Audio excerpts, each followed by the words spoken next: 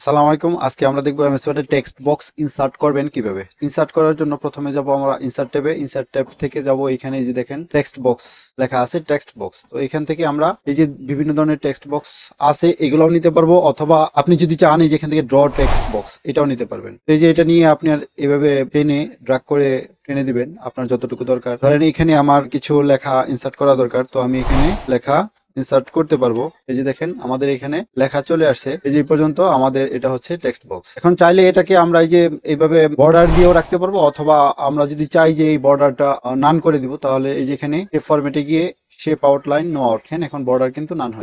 এইভাবে আমরা এমএস ওয়ার্ডে টেক্সট বক্স ইনসার্ট করতে পারি। এছাড়া আরো ওয়ে আছে, আমি দেখাচ্ছি। ধরেন এই যে এখানে আমাদের একটা টেক্সট বক্স আমরা এখানে আঁকবো। এই যে ইনসার্টে যাব, ইনসার্টে গিয়ে আমরা যে কোনো একটা শেপ নিব। ধরেন এই শেপটা নিলাম, যদি আমি এখানে শেপ নেই, এখানে শেপ ফিল চলে আসছে, আমি শেপ ফিল নো ফিল করে দিব। এখন এখানে এই যে শেপটার ভিতরে ক্লিক করে, এটার ভিতরে ক্লিক করে, যে রাইট বাটনে ক্লিক করে এড টেক্সট দিলেও কিন্তু এখানে টেক্সট চলে আসবে। এখানে যদি আমরা টেক্সট দেই, ধরেন এখানে এই যে লিখে দিলাম লার্ন, এই যে দেখেন এখানেও কিন্তু টেক্সট চলে আসছে।